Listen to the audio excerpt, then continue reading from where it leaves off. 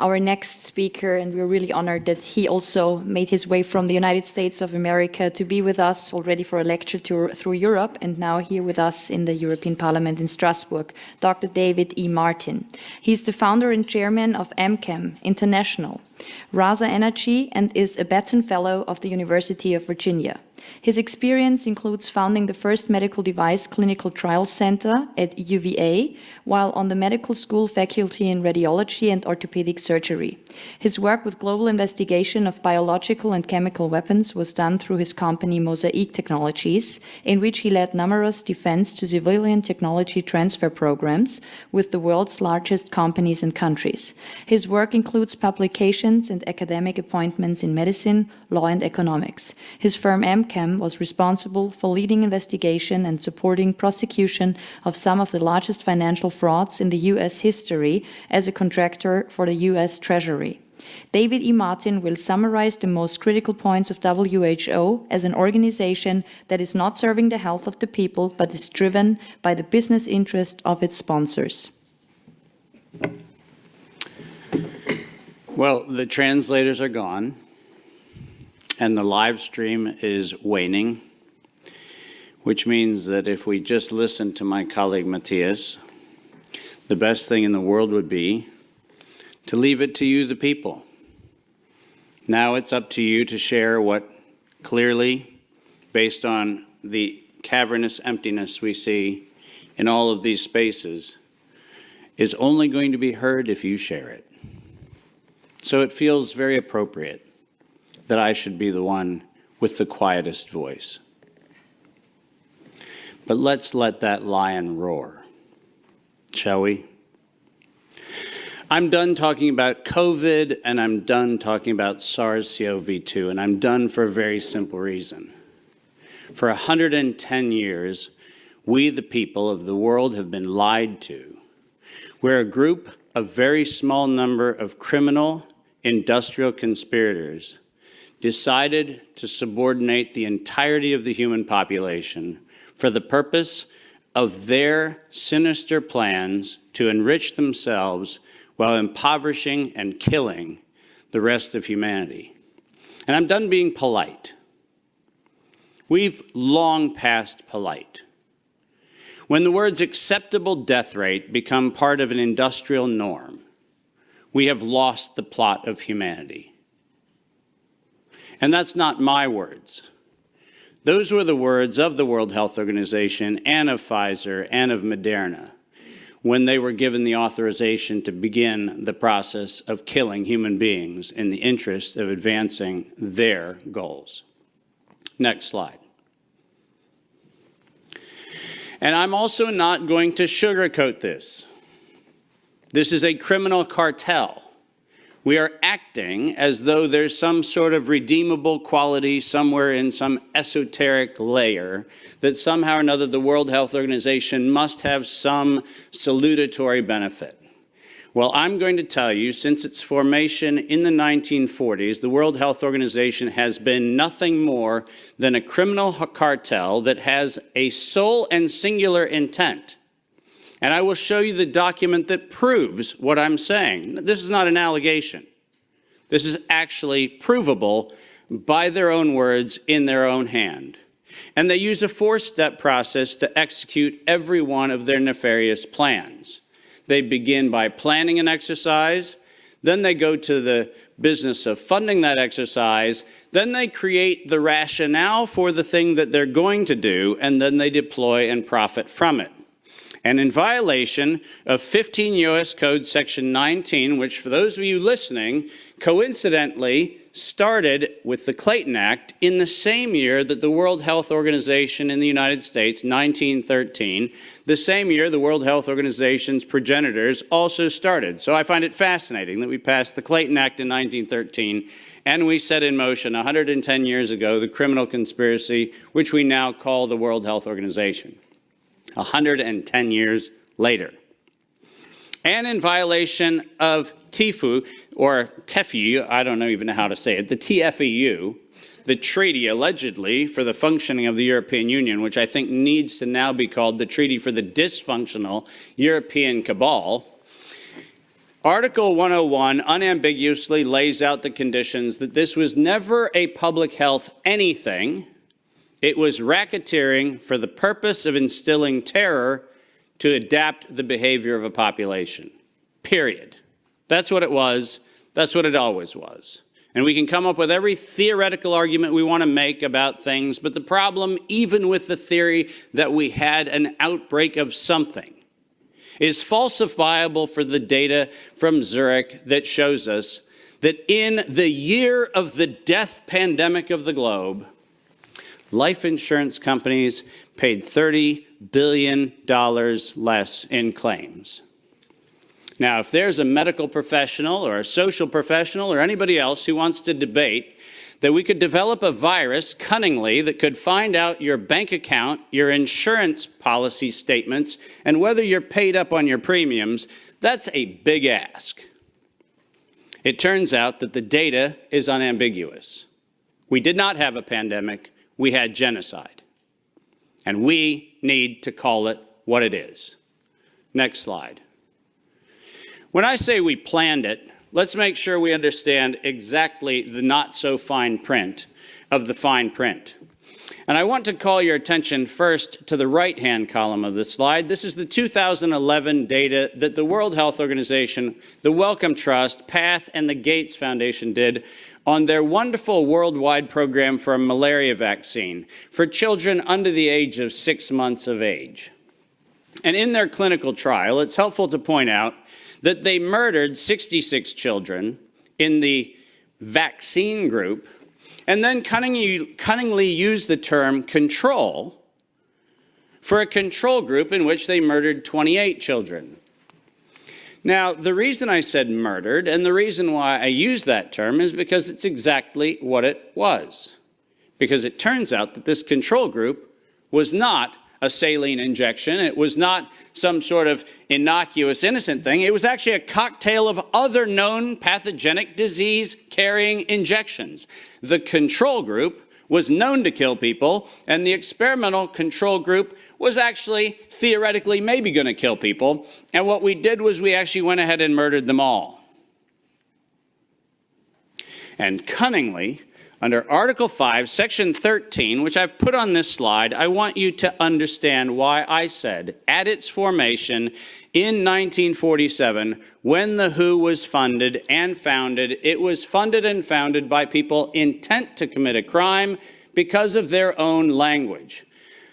Section 13 of Article 5 ends with the following statement: immunity from personal arrest or detention, blah, blah, blah, immunity from legal process of every kind.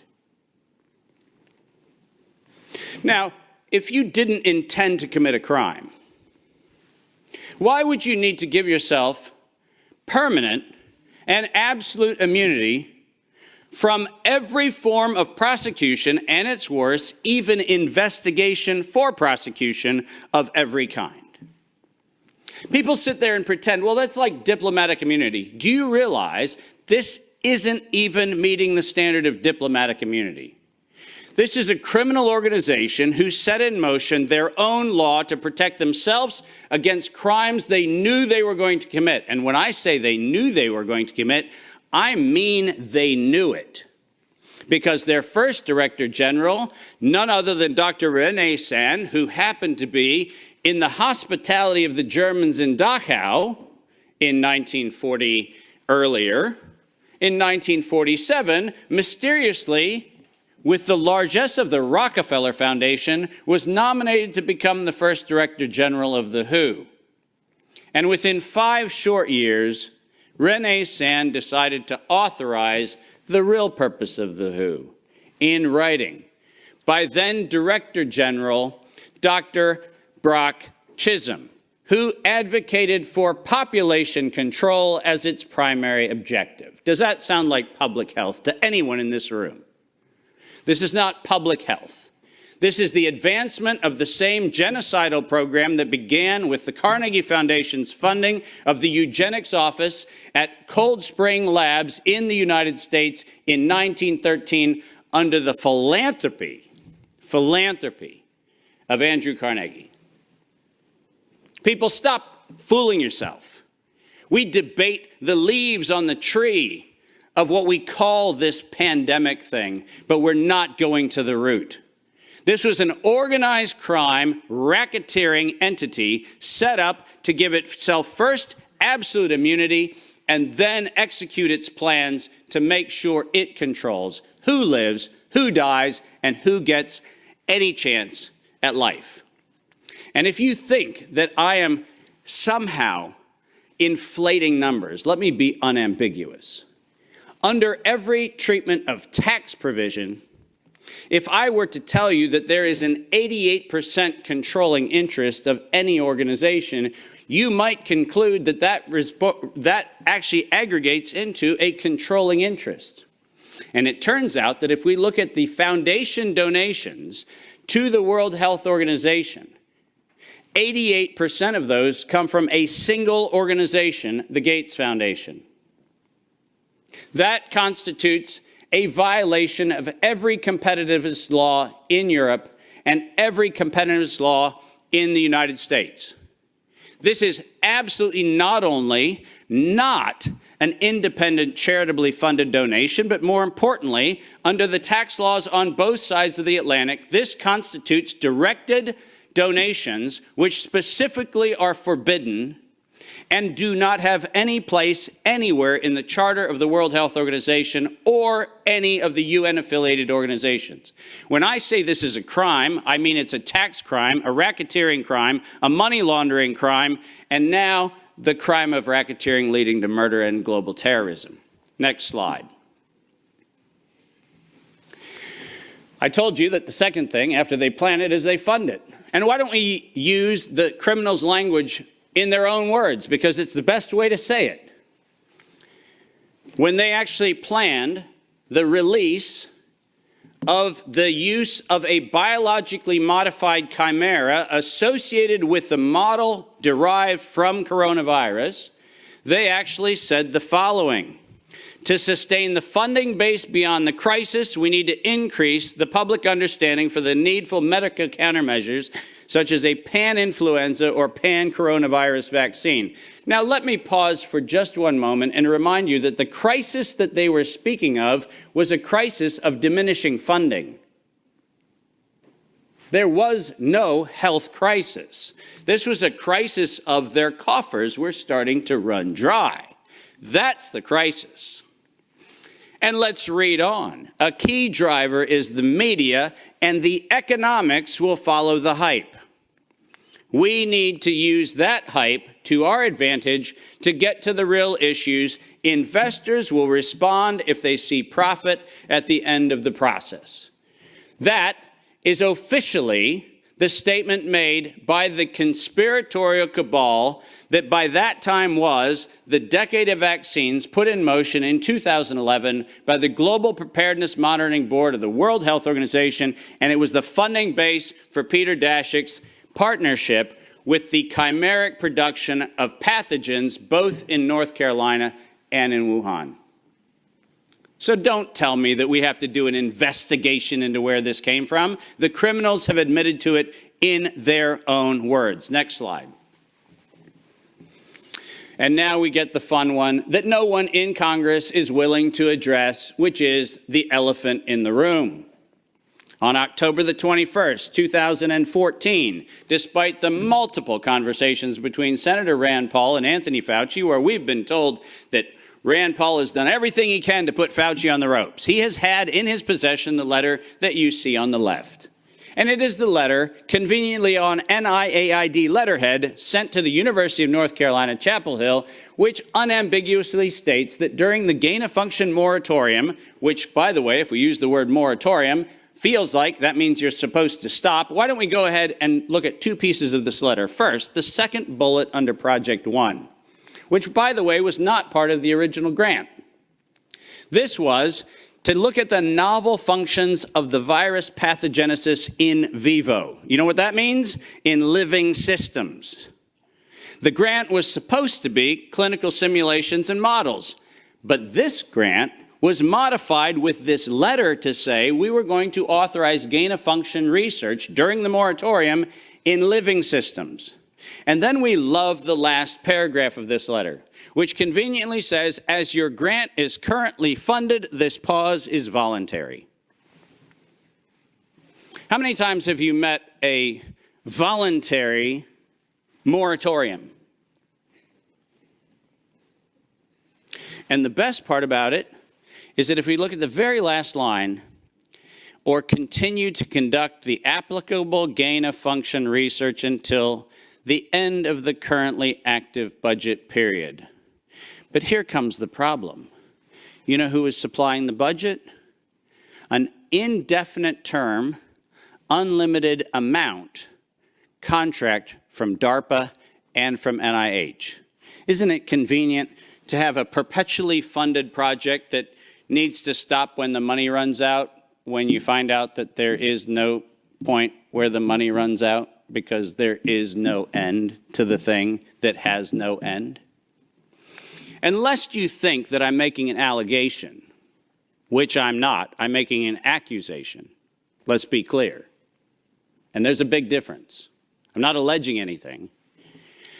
They actually went to the trouble of telling us that it was going to be the Wuhan virus that was going to get us. As you see on the right-hand side of the screen, published in 2016, March 14th of 2016, the SARS-like Wuhan Institute of Virology Virus 1, and I quote, is poised for human emergence. Does that sound like we're just surprised that something in Wuhan went a little haywire in December of 2019? Or does it feel like we were told, look at Wuhan, and look at coronavirus, and look at what we've been doing to manipulate coronavirus in Wuhan and at the University of North Carolina, Chapel Hill, and lo and behold, we're going to go ahead and tell you that we're ready to release it in 2016. Next slide. We're almost done. And then they created it. Now, all of you know that I am criticized globally for my use of the term biological warfare. I do that because I am credentialed to do that. I happen to be, for the United States government, in the early part of the 2000s and the latter part of the 90s, a person who was sent around the world to look at the proliferation of biological and chemical weapons. I'm acutely familiar with the definition of what a biological warfare agent is in the 18 U.S. Code, the criminal code of violations of biological and chemical weapons. And so my assessment is, in fact, professional and right. And the reason for that is I'm the one credentialed to make that determination for the United States government for many years. That's why I say it. But let's pretend for the moment that I'm just a nut job. Maybe I don't know what I'm talking about. So why don't we look at what the criminals said themselves, shall we? In 2005, at a conference sponsored by DARPA and the MITRE Corporation, Ralph Baric, the architect of the lethal strand that has been injected into millions and billions of people's arms, that Ralph Baric was sponsored to present the following, and let's go ahead and use his words, presentation: synthetic coronaviruses, biohacking, bio-warfare enabling technologies. Does that sound like a public health distribution program? Does that sound like something that is accidentally misinterpreted to mean something else? Or does biological warfare enabling technologies sound like not countermeasures or pandemic preparedness? It sounds to me like biological warfare enabling technologies. And the reason why I have that hunch is what followed was he received, next to his NIAID grants, non-competitive DARPA grants in matching funds for over $140 million of aggregate funding going into his and his related programs on synthetic biological warfare enabling technologies. So do I have a problem calling the injection a biological warfare enabling technology? Absolutely not, because that's what they called it.